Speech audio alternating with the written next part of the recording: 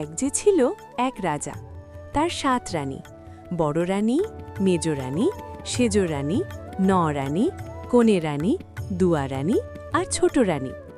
রাজার মধ্যে বড় রাজ্য, প্রকাণ্ড রাজবাড়ি, হাতিশালে হাতি, ঘোড়াশালে ঘোড়া, ভাণ্ডারে মানিক, কুঠুরিতে মোহর।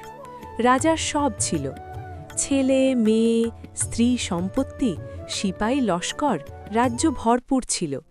কিন্তু রাজার মনে সুখ ছিল না। ৭ রানী, এক রানীও সন্তান হল না। রাজা রাজ্যের সকল মন দুঃখ দিন কাটান। একদিন রানীরা নদীর ঘাটে স্নান করতে গেছেন।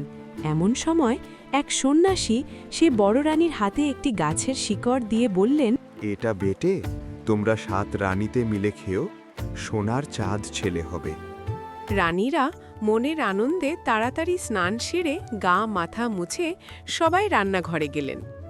বড় রানী আজ ভাত রান্না করছেন, মেজ রানী তরকারি কাটছেন, সেজ রানী তরকারি রান্না করছেন, রানী জল তুলছেন, কনে রানী খাবার যোগান দিচ্ছেন, দুয়ো রানী বাসন ধুচ্ছেন, ছোট রানী মাছ কাটছেন। ছোট রানী মাছ ধুতে পুকুরে গেলেন। সন্ন্যাসীর শিকড়টি বড় রানীর কাছে।